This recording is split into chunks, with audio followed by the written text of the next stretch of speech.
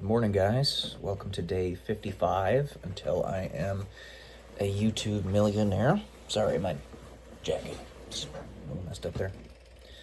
I wanted to at least start this video by reading the Man in the Arena quote by Theodore Roosevelt, because I think it's appropriate. It is not the critic who counts, not the man who points out how the strong man stumbles, or where the doer of deeds could have done them better.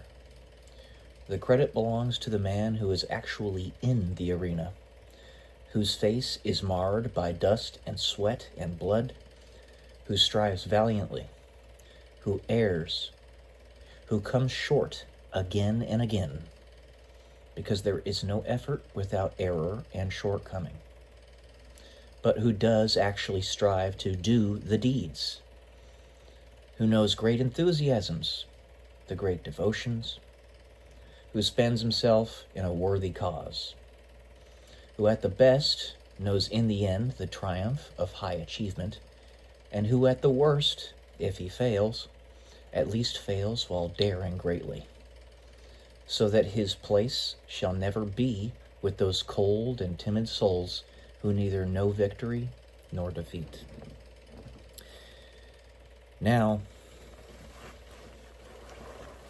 I think maybe Theodore Roosevelt, as wise and intelligent of a man as he was back those hundreds of years ago,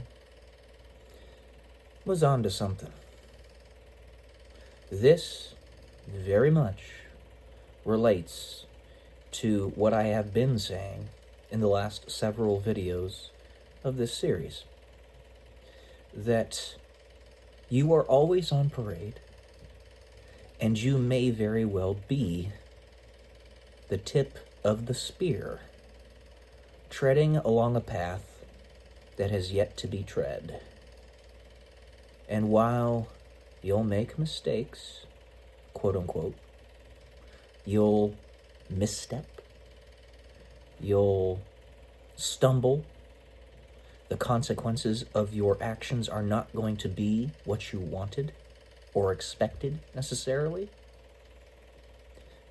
Because you're the tip of the spear, the pioneer in this new path that never was before, wherever you go, there is nothing better. You are the standard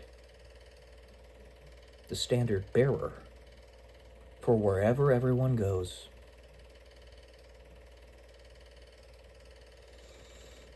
We are the trailblazers of our own paths in life. We use the information of our past, the education, our histories, to inform where we walk in the future. But we are where the rubber hits the road. We're the ones making those decisions.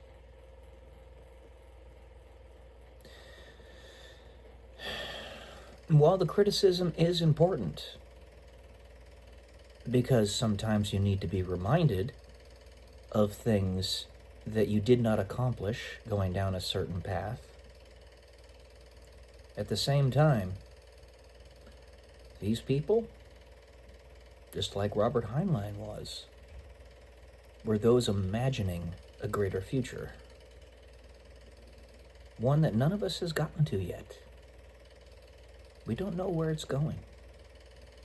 But one thing I can tell you, the argument is infinitely sound that we definitely can and need to go to Mars and the moon,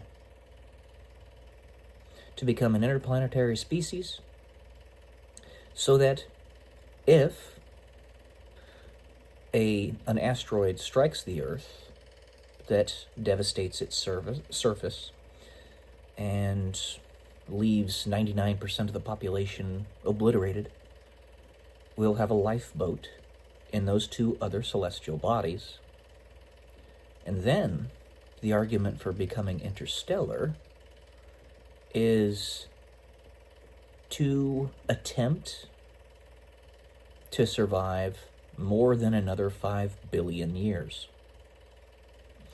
Because in that time, the sun will expand and eventually wither away into a white dwarf, consuming all planets inside Earth's orbit and potentially even Earth itself.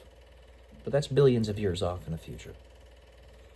So if we get into another solar system, we may be able to sustain our existence that much longer. If we manage to find a reasonably stable orange or red dwarf solar system, in other words, a solar system that as its central star has either a red dwarf star or an orange dwarf, we may expand our time horizon of existence from 5 billion years to anywhere between 100 billion to 10 trillion, depending on the type of star that's at the center. And then, beyond that, the argument for figuring out a way to get outside of our universe is to exist in eternity. Because this universe has its own end state, its own end date. A very long time in the future, but it is there nevertheless.